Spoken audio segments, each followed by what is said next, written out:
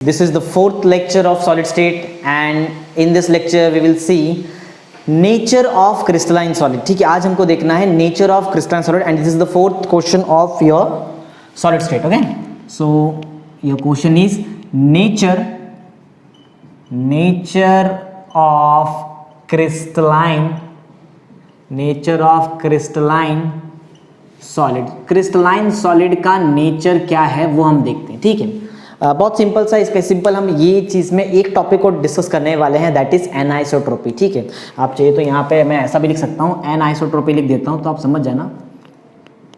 Isotropy PY भी लिख सकते हो आप, PIC भी लिख सकते हो. ठीक है, एनआइसोट्रोपी. ओके, तो एनआइसोट्रोपी क्या है?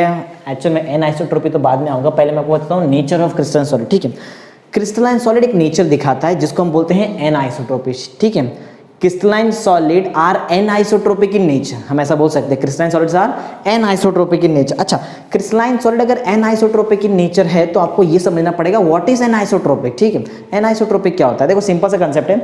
एनआइसोट्रोपिक मीन्स ऐसा होता है कि कुछ मटेरियल्स हमारे पास ऐसे हैं जो अलग अलग प्रॉपर्टी अलग अलग डायरेक्शन में दिखाते हैं. मीन्स बोलने का मतलब ऐसा है कि कुछ हमारे पास प्रॉपर्टी, जैसे कि मैं आपको चार प्रॉपर्टी गिनाता हूँ. पहले देखो, फर्स्ट है हमारा इलेक्ट्रिकल रेजिस्टेंस, सेकंड है इलेक्ट्रिकल कंडक्टेंस, रिफ्रैक्टिव इंडेक्स और डाइलेक्ट्रिक कांस्टेंट. ये जो चार प्रॉपर्टी हमारे पास है, ये चार प्रॉपर्टी का वैल्यू अलग अलग होता है एक ही क्रिस्टल के अंदर. जब हम direction of alignment means measure करने का डायरेक्शन अगर हम चेंज कर दें तो ये चारों प्रॉपर्टी का वैल्यू अलग अलग हो जाता है. ठीक है, तो ये चीज़ को हम बोलते हैं एनआइसोट्रोपी. फिर से मैं वो बोलता हूँ, जरा ध्यान से सुनना. ठीक है, crystalline solids are anisotropic in nature. Crystalline solids are anisotropic in nature. That means some properties like electrical resistance, electrical conductance, resistance is मैंने electrical conductance बताया, electrical resistance बताया, refractive index and dielectric constant, ये जो चार property हैं shows different value, ये अलग अलग वैल्यू दिखाता है, shows different value when measured in different direction in the same material. एक ही मटेरियल के अंदर अगर मैं डायरेक्शन चेंज कर दूं मेजर करने का तो ये चारों प्रॉपर्टी का वैल्यू भी चेंज हो जाता है. ये चीज को हम बोलते हैं, ये प्रॉपर्टी को हम बोलते हैं एनआइसोट्रोपी. ठीक है, मैं फिर से बताता हूँ आपको लिख के, एकदम इजी कंसेप्ट है, ज्यादा कोई हार्ड नहीं है. देखो, तो सबसे पहला पॉइंट था ये कि crystalline solids are anisotropic in nature. ठीक है, नेचर में ये कैसा, इसका नेचर कैसा है? ये है एनआइसोट्रोपिक इन नेचर. एनआइसोट्रोपिक का मैंने मतलब बताया, चार प्रॉपर्टी जो मैंने बताया. ठीक है, इसका वैल्यू अलग अलग होता है अगर मैं अलग अलग डायरेक्शन में मेजर करूं. मैं मेजर कैसे करता हूं ये भी मैं आपको थर्ड पॉइंट में आपको क्लियर बताऊंगा. ठीक है, आप अभी के लिए आप ऐसा याद रखो कि अगर मैंने मेजरमेंट का डायरेक्शन चेंज कर लिया तो वो जो चार प्रॉपर्टी मैंने आपको बताया उसका वैल्यू भी चेंज हो जाता है. इसी को हम बोलते हैं एनआइसोट्रोपिक. ठीक है, देखो मैं लिखता हूँ यहाँ पे, crystalline solids are anisotropic in nature, that is some properties, या फिर ऐसा बोलते हैं that is the crystal shows different property when, या फिर चलेगा कोई problem, that is some properties like क्या प्रॉपर्टी मैं आपको बता रहा हूँ. some properties like, जो सबसे पहला प्रॉपर्टी में वो बता रहा था आपको, इलेक्ट्रिकल रेजिस्टेंस. ठीक है ना, या फिर आप रेजिस्टेंस बोलेंगे तो भी चलेगा. Electrical resistance. ठीक है, इलेक्ट्रिकल रेजिस्टेंस, कंडक्टेंस. ठीक है ना, इलेक्ट्रिकल कंडक्टेंस. और क्या बताया था मैंने आपको? बताया था रिफ्रैक्टिव इंडेक्स ना, जो ऑप्टिकल प्रॉपर्टी आता है, रिफ्रैक्टिव इंडेक्स. एंड एक लास्ट मैंने बताया था आपको डाइलेक्ट्रिक कांस्टेंट. ठीक है, इलेक्ट्रोस्टैटिक्स वाला प्रॉपर्टी, डाइलेक्ट्रिक कांस्टेंट. ठीक है, डाइलेक्ट्रिक कांस्टेंट. ये जो कुछ मैंने जो प्रॉपर्टी बताया है, ये जो चार प्रॉपर्टी, ये चारों प्रॉपर्टी का वैल्यू अलग अलग होता है अलग अलग डायरेक्शन में. ठीक है, तो मैंने अभी तक क्या लिखा है?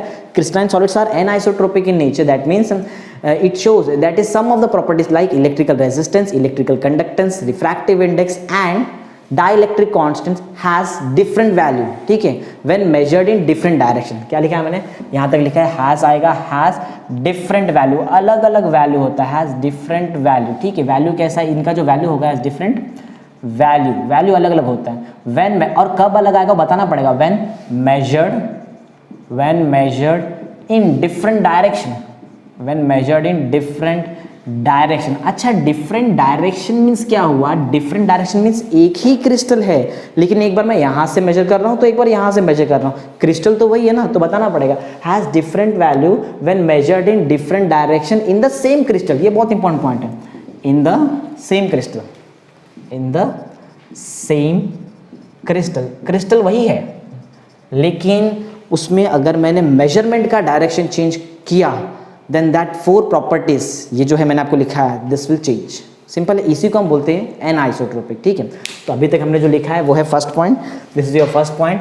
And in first point we have seen crystalline solid shows anisotropic, that means some properties like electrical resistance, electrical conductance, refractive index and dielectric constant shows different value when measured in different direction in the same crystal। ये simple सा point है आपका। Okay, now let's move on two point number 2। Point number 2 में हम बताएंगे actual में सिर्फ N isotropy क्या होता है। देखो, एन आइसोट्रोपी मैंने बताया, एन आइसोट्रोपी कुछ स्पेशल मटेरियल के द्वारा दिखाया जाता है। वो जो स्पेशल मटेरियल है उसमें से एक मटेरियल हमारा क्रिस्टलाइन सॉलिड है। ठीक है, anisotropy property is shown by crystalline solid. ठीक है, it is the property of crystalline solid, आप ऐसा ही बोल सकते हो, it is the property of crystalline solid due to which, जिसकी वजह से क्या कहता है, due to which the crystal shows different electrical and optical property. जो क्रिस्टल है वो अलग अलग प्रॉपर्टी दिखाता है, और अलग अलग में एक बात जरा ध्यान देना, मैं यहाँ पे लिखूंगा तो नहीं, लेकिन आपको बता देता हूँ, ये इलेक्ट्रिकल रेजिस्टेंस और इलेक्ट्रिकल कंडक्टेंस ये इलेक्ट्रिकल प्रॉपर्टी में आता है। ठीक है, यहाँ पे जो रिफ्रैक्टिव इंडेक्स है और ये जो डाइलेक्ट्रिक कांस्टेंट है, इसको हम बोले, ये जो दो प्रॉपर्टी ये ऑप्टिकल प्रॉपर्टी के अंदर आता है। तो मैं एक वर्ड बोलूँगा, वो याद रखना, ये दिख रहा है, मैं 2 वर्ड यूज़ करूँगा, यहाँ पे एक बार यूज़ करूँगा इलेक्ट्रिकल प्रॉपर्टी, और यहाँ इसके लिए मैंने यूज़ करूँगा ऑप्टिकल प्रॉपर्टी। ठीक है, तो पॉइंट ऐसा है, एन आइसोट्रोपी क्या है, it is the property of crystalline solid due to which होता क्या है, due to which the crystal shows different electrical and optical property when measured in different plane. अगर मैं डिफरेंट डायरेक्शन जो था वो एक ही बात हुआ, different direction means different plane, when measured in different plane of the same substance या फिर of the same crystalline substance. ठीक है, सिंपल सा कंसेप्ट है। तो मैंने क्या बताया आपको, मैंने बताया कि ये जो एन आइसोट्रोपी है ये क्या है। देखो, मैं अभी यहाँ पे स्पेशली मैं एन आइसोट्रोपी के बारे में बात कर रहा हूँ। ठीक है, एन आइसोट्रोपी, ठीक है, एन आइसोट्रोपी, मैं स्पेशली इसी के बारे में आपको बता रहा हूँ। एन आइसोट्रोपी क्या है, ये क्या है, एन आइसोट्रोपी क्या है, it is the property of crystalline solid. ये क्या है, ये प्रॉपर्टी है क्रिस्टलाइन सॉलिड का। तो एक एक पॉइंट लिखते हैं, कोई घाई नहीं है। ठीक है, धीरे, it is the property, it is the property of crystalline solid, it is the property, property किसका, property of crystalline solid, it is the property of crystalline solid. Crystalline solid का ये प्रॉपर्टी है। ठीक है, ओके, क्रिस्टलाइन सॉलिड का property करता क्या वो बताता हूं। It is the property of crystalline solid due to which, ना, जिसकी वजह से, due to which, due to which, due to which it shows, due to which it shows, क्या बताता है, इट शोज डिफरेंट प्रॉपर्टी, ना, शोज डिफरेंट, और जो डिफरेंट में प्रॉपर्टीज आएंगे वो प्रॉपर्टीज 2 प्रॉपर्टीज है mainly, one is electrical property and another one is optical property. Different electrical and optical property, different electrical and optical property, अलग अलग electrical और ऑप्टिकल प्रॉपर्टी है, कहाँ है और कब है वो बताना पड़ेगा। ठीक है, ये मैंने बताया, anisotropy it is the property of crystalline solid due to which it shows different electrical and optical property when measured in different plane. ना, बताना पड़ेगा कब कब हो रहा है ऐसा, व्हेन मेजर्ड इन कौन सा plane, when measured in different plane, when measured in different plane. अच्छा, डिफरेंट प्लेन है लेकिन सब्सटेंस तो वही है ना, सब्सटेंस तो वही क्रिस्टलाइन सब्सटेंस है। व्हेन मेजर्ड इन, देखो यहाँ पे मैंने लिखा भी है, इन द सेम, देखो सेम क्रिस्टल वैसा, when measured in different plane of same crystal. ठीक है, तो पॉइंट एकदम सिंपल सा है, आपको समझ में आ भी गया। ठीक है, इतना कुछ भी हार्ड नहीं, मैंने एक सिंपल वे में क्या बताया, देखो ध्यान, एक ही क्रिस्टल है लेकिन अगर मैं अलग अलग प्लेन में मीन्स अलग अलग डायरेक्शन में मेजर करूँ तो कुछ प्रॉपर्टी का वैल्यू अलग अलग आता है, इसी को बोलते हैं हम एन आइसोट्रोपी। सिंपल, एकदम सिंपल। ठीक है, ओके, तो थर्ड पॉइंट पे मूव करते हैं। ठीक है, let's move on two point number 3, और यहाँ पे हम देखते हैं कि ऐसा क्यों होता है, क्यों ऐसा हो जा रहा है। ठीक है, रीज़न एकदम सिंपल है, अलग अलग डायरेक्शन में अलग अलग प्रॉपर्टी का वैल्यू इसलिए आ रहा है because there is a different arrangement of particle in different direction. एक डायरेक्शन में अगर ज़्यादा पार्टिकल है और ये डायरेक्शन में कम पार्टिकल्स है तो डेफिनेटली वैल्यू तो अलग अलग आएगा प्रॉपर्टीज़ का। सिंपल ना, तो रीज़न सिंपल क्या है, ये एनआइसोट्रोपी का रीजन क्या है? The reason behind the anisotropy is there is a different arrangement of particle in different direction. Simple. तो पॉइंट नंबर 3 रेडी है हमारा। रीजन है ना, पॉइंट एनिसोट्रोपी का रीजन है, ठीक है, हमारे पास एनआइसोट्रोपी का रीजन रेडी है, ठीक है। दिस इज बिकॉज, ये मैं लिख देता हूँ ये क्यों होता है, ठीक है। दिस इज बिकॉज रीजन क्या है, ठीक, this is because there is different arrangement of particles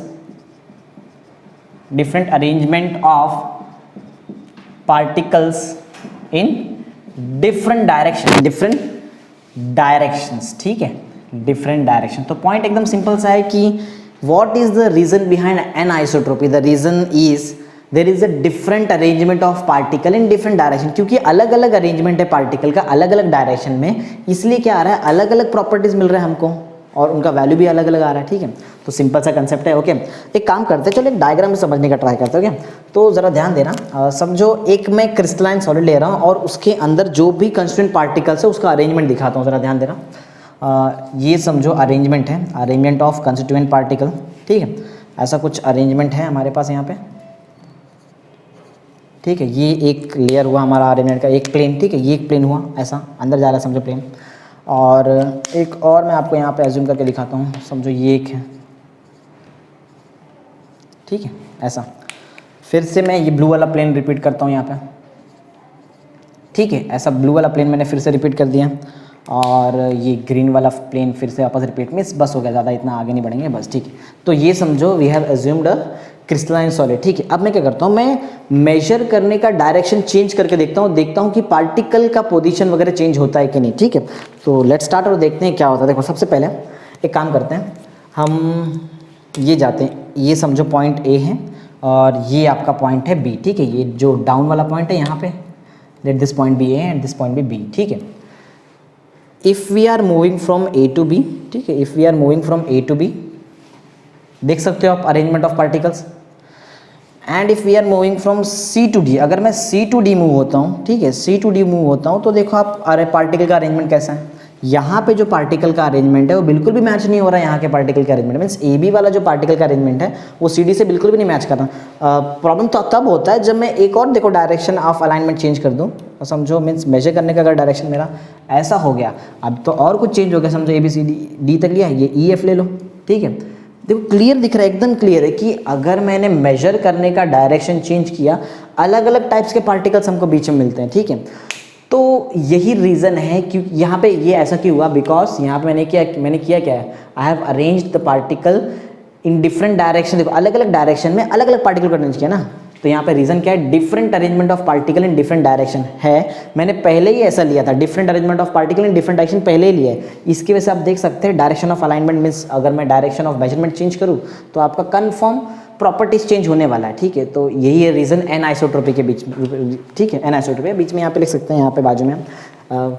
from this diagram it is clear, from this diagram it is clear, देखो क्लियर, पूरा क्लियर पता चलता है, from this diagram it is clear that, क्या clear है यहाँ पे, that clear, ठीक है। From the diagram it is clear that, diagram से क्या मालूम पड़ता है, if I am changing the direction of measurement of the properties due to different arrangement of particles the value of property will confirm change, ठीक है, confirm उसको change होना ही है, ओके। तो अभी तक मैंने क्या लिखा है, from this diagram it is clear that the property changes, the property changes, property क्या होगा, चेंज होगा। From the diagram it is clear that the property changes when we change the direction of measurement, ठीक है। अगर मैं measurement का direction change कर दूं तो क्या होगा, प्रॉपर्टी कंफर्म चेंज हो जा रहा है, वो हमने डायग्राम से भी प्रूव कर दिया। तो लेट्स स्टार्ट करते हैं, एक बार फिर से हम इसको रिपीट कर लेते हैं जो हमने किया। देखो क्या,